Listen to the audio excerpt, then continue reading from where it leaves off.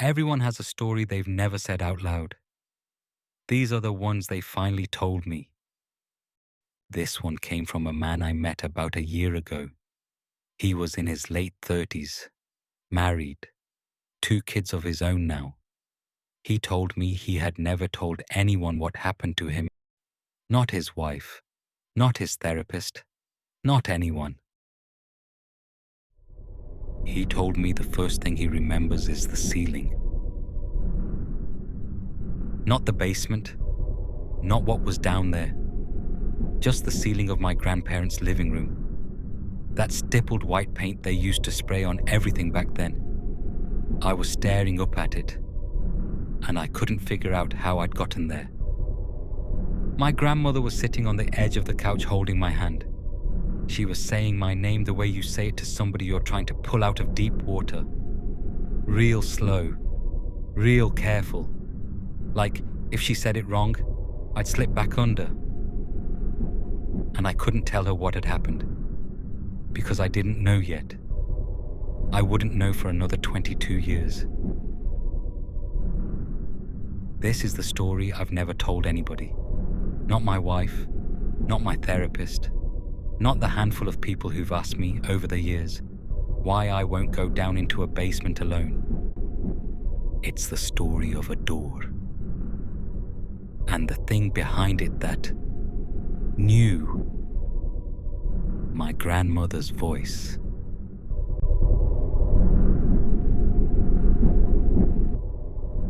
My grandparents' house wasn't old. That's the first thing I want you to understand. When people tell stories like this, they usually start with a house that's 100 years old, built on a battlefield, something like that. Mine wasn't. It was 6 years old. 6. My grandfather had watched them pour the foundation. He used to tell me that, proud as anything, the way men of his generation were proud of owning a little piece of the ground they stood on. I saw it go in, he'd say. I saw every board. 1 floor, 3 bedrooms, attached garage, a cul-de-sac at the end of a road with a name that sounded like a flower. The kind of house that doesn't have a history because it hasn't had time to have one yet. And I loved that house. I want to be clear about that too. I loved the smell of it, coffee and old books, and whatever it was my grandmother used to rub into the wood of the kitchen table. I loved the way the hallway carpet felt under my socks. I loved the bowl of hard candies on the side table that nobody ever seemed to eat, that somehow never ran out. I loved everything about that house, except the basement. The basement was unfinished. Concrete floored, painted grey once, and then forgotten about. Exposed joists overhead. A water heater that clicked to itself in the corner like it was thinking about something. And the light switch was at the top of the stairs, which is a cruelty you only understand on the way down. You stand at the top in the light, you flip it on, and you walk down. And if anything happens, the switch is behind you. Up a flight of stairs, in the dark. But the basement itself wasn't the problem. The problem was smaller than that. Under the stairs there was a door. It was a storage door. That's what my grandfather called it. A crawl space, really. The dead volume under the staircase that the builder had boxed in and put a little door on. Because why waste the room? Christmas decorations lived in there. A box of my father's old school books. A vacuum my grandmother didn't like but wouldn't throw away. It was the most ordinary thing in the world. And I was terrified of it. I can't tell you why. That's the thing that has bothered me my whole adult life. Kids are scared of things for reasons. The dark, because they can't see. The closet, because somebody told them a story. The space under the bed, because a cousin made a joke at a sleepover. There's always a reason, and if you sit with a kid long enough, you can usually find it. I've sat with the kid I used to be for 30 years. I can't find the reason. I was just afraid of that door. From the first time I saw it. Like something inside me, something older than I was, already knew. I was 6, maybe 7. I can narrow it down because my grandfather was still well enough to be out in the yard that summer, and by the next one he wasn't. It was a weekday. My mother was working, my father was working, and I was at my grandparents' the way I was every weekday for most of my childhood. My grandmother was in the middle of something downstairs. I think she was bringing up canning jars, but I'm not sure anymore. Memory fills in the gaps with what it thinks should be there. She asked me to come help, carry the light things, and I said yes, because I always said yes to her, and because if she was with me, the basement was survivable.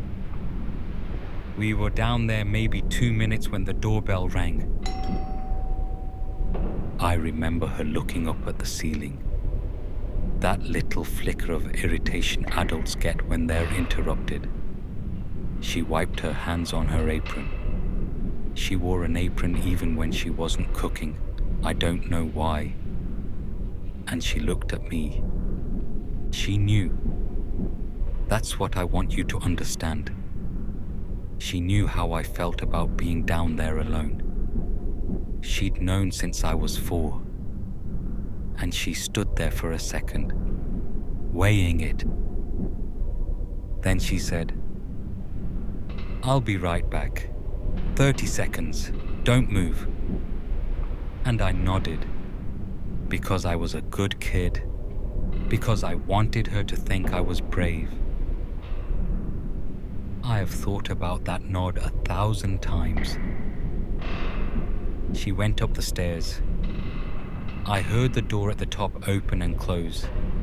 I heard her footsteps cross the living room ceiling above me. I heard the front door open and the muffled sound of a conversation. A man's voice, polite, the cadence of somebody selling something. And then the lights went out. Not flickered, not dimmed. Went out, all at once, like somebody had thrown the mains. I didn't move. I don't know if I could have. You know that feeling where your body makes a decision before your brain does? Where every muscle locks up because some part of you that's older and smarter than the rest of you is saying, don't run, don't breathe too loud, don't let it know you're here. That's what I felt. I stood at the bottom of the stairs, in the pitch dark of a basement, in the middle of the afternoon, and I felt hunted. Then I heard the talking. It was coming from the storage door, under the stairs, a low conversational murmur, like somebody on the phone in the next room. I couldn't make out words. I couldn't even really tell if it was one voice or more than one. It was just the sound a conversation makes through a wall. That texture, and I stood there in the dark and I listened to it, and I tried to believe it was the television upstairs. I tried so hard. And then very clearly, it said my name. It was my grandmother's voice. I want to describe this carefully because this is the part I've turned over in my head for 30 years and I still don't have the language for it. It wasn't an impression. It wasn't something that sounded like her. It was her pitch, her accent. She had a little bit of a mother's Midwest in her vowels, something she never lost. The specific, affectionate way she said my name, with the stress on the first syllable and the faint upward curl at the end, like she was always half asking a question. It was her. Except she was upstairs. I could still hear her up there, talking to the man at the door. I could hear the rhythm of her voice through the ceiling, bright and polite, the cadence of somebody being nice to a stranger. And at the same time, the voice under the stairs said my name again. Soft, patient, close. Honey, can you open the door? Grandma needs your help. I don't know how to explain what that does to a child. To hear the person you trust most in the world ask you for help from the one place in the house you're most afraid of, while you can also hear that same person talking in a completely different room. And the part of me that was older, the part that had always been afraid of that door for no reason, knew the way animals know. That was not my grandmother. I walked toward it anyway. I've asked myself why for 30 years.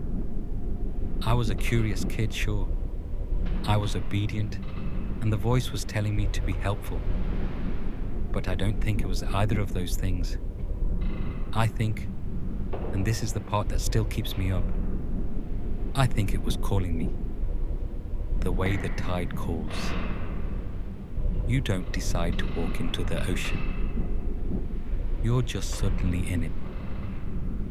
I walked across the concrete in the pitch dark with my hands out in front of me, and the voice kept talking. It said my name 3 more times on the way. Each time it got a little bit wrong. Just a little. A vowel slightly off. The stress in a place my grandmother would never have put it. Like something working from a recording and not quite getting the playback right. My hand found the door. The wood was cold.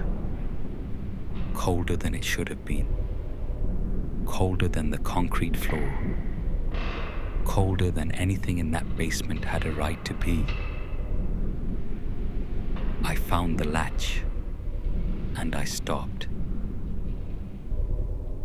The voice stopped too, just cut off, mid-syllable, like whoever was holding the needle had lifted it off the record. And for a few seconds, in the dark, there was nothing. No voice, no water heater, not even my own breathing, which I must have been holding without realizing it. And then, very softly on the other side of the door, somebody laughed.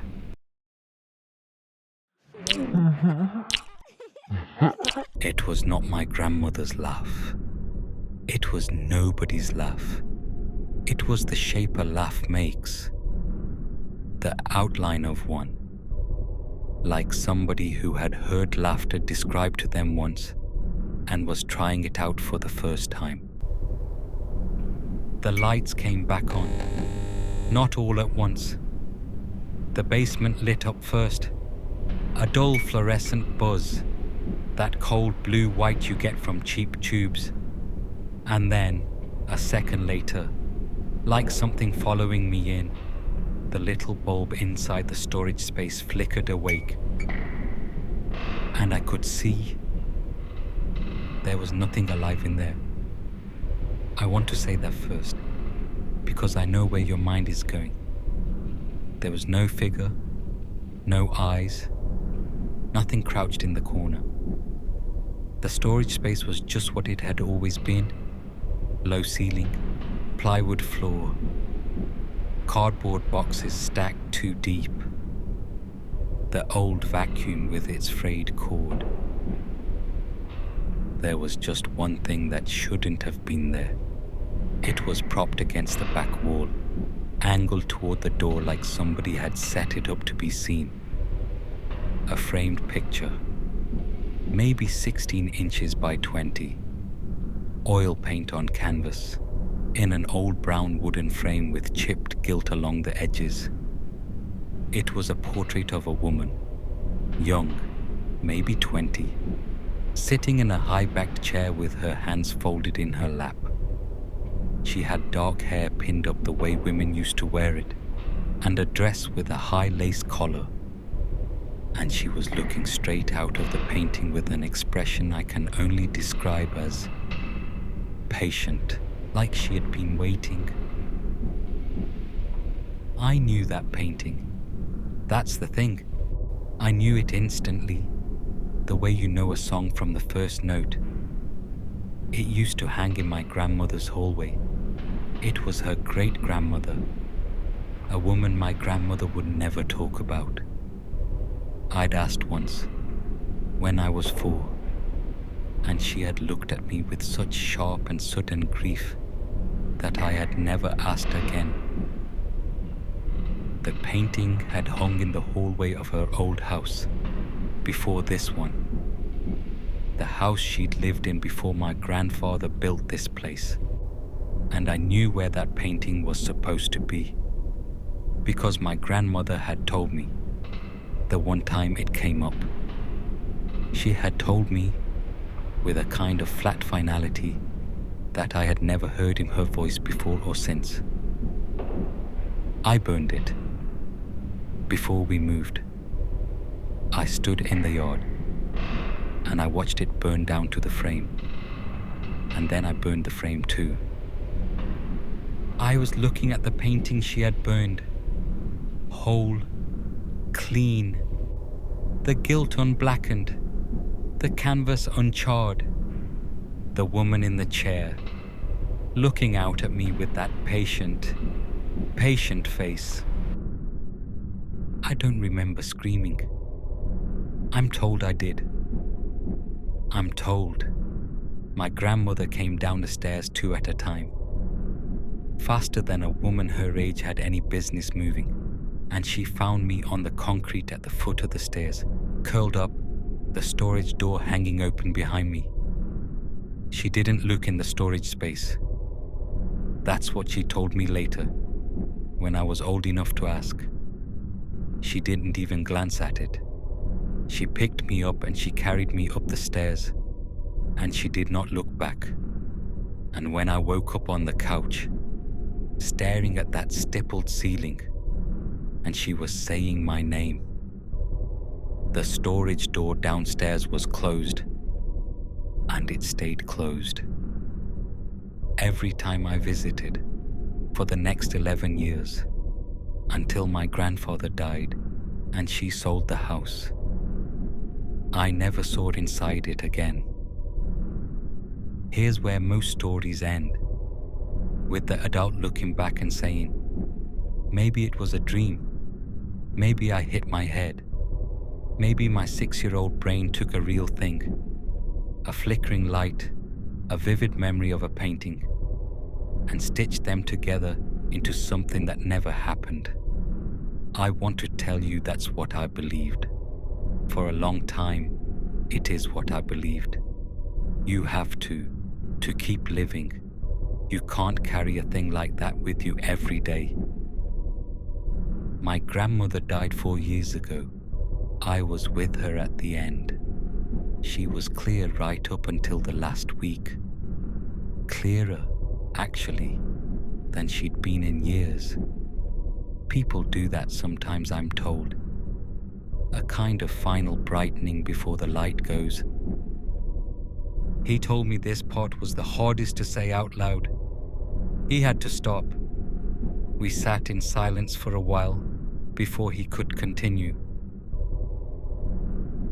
One afternoon, about 3 days before she passed, she asked me to sit with her. Just us. And she said, and I'm going to tell you this exactly the way she said it, because I've written it down. I owe you an apology from a long time ago, from the basement. I hadn't said a word to her about it in 30 years. Not one word. I had not told her what I saw. I had not described the painting. I had not mentioned the voice. There was a farmhouse here before ours, on this ground. It burned down in 1952. My mother was 8 years old when it happened. She was the only one who got out. Her mother, her brothers, her little sister, they all died in that fire. She lived with it her whole life. The painting you saw was of her grandmother, the only thing anyone pulled out of the house that night. It came down to me, eventually, through my mother. I didn't want it. I could feel it didn't want to be had, so I burned it. And I thought that was the end of it. Your grandfather didn't know about the farmhouse. I never told him. He tore down what was left of the old foundation and he built our house on the same ground. And he was so proud of it, sweetheart. He was so proud. And I let him be proud, because what was I going to say? She looked at me. Her eyes were very clear. It wasn't the end of it. It was already waiting under our house. It had been waiting the whole time. And I am so sorry, sweetheart, that I left you alone down there, even for 30 seconds. I have thought about it every day of my life. I didn't say anything. I just held her hand. 3 days later, she was gone, and a lot of things went with her. Her recipes, the specific Midwest in her vowels, the way she said my name with the upward curl at the end. And one more thing, which is this. My grandparents' house is still standing. Somebody else lives in it now. A young couple, I'm told, with a little boy. I drove past it once, about 2 years ago. I don't know why. I wasn't planning to. I just found myself in the neighborhood, and my hands turned the car. It looked exactly the same. The cul-de-sac, the flower-named street, the modest ranch on its neat little lot, the same stippled ceiling probably, still visible through the living room window. I sat in the car across the street for a long time. And while I was sitting there, the light in the basement came on. It was the middle of the afternoon. There was nobody home. Both cars were gone from the driveway. The little boy's bike was lying on its side in the yard, the way kids leave them. The basement light came on. And then, a few seconds later, it flickered. And then it went out. I didn't knock on the door. I didn't leave a note. I couldn't think of anything I could have said that wouldn't have made me sound insane, or worse, cruel. Because what do you say? Hi, I don't know you, but please check the storage space under your basement stairs. I drove home. I sat in my own kitchen for a while. And then I did the only thing I could think of to do. I started writing this down. I don't know what was in that storage space. I don't know if it's still there. I don't know if it ever really left, or if it just got quiet, the way things do when they're waiting. I know that my grandmother knew. I know that she carried it alone for most of her life, and that she thought burning the painting would be enough. And that it wasn't. I know that there is a little boy living in that house right now, and I hope, God, I hope that his grandmother is the kind of woman who never leaves him alone down there. Not even for 30 seconds. And I know that somewhere, behind a small wooden door at the bottom of a staircase, on a cul-de-sac on a street with a name like a flower, something is still waiting. He stopped talking when he got to this part. We sat for a while. The coffee shop was almost empty. He looked out the window for a long time. Then he said the last thing. The thing he never told anyone. He said it quiet, almost to himself. It learned her voice once. By now, it's probably learned his.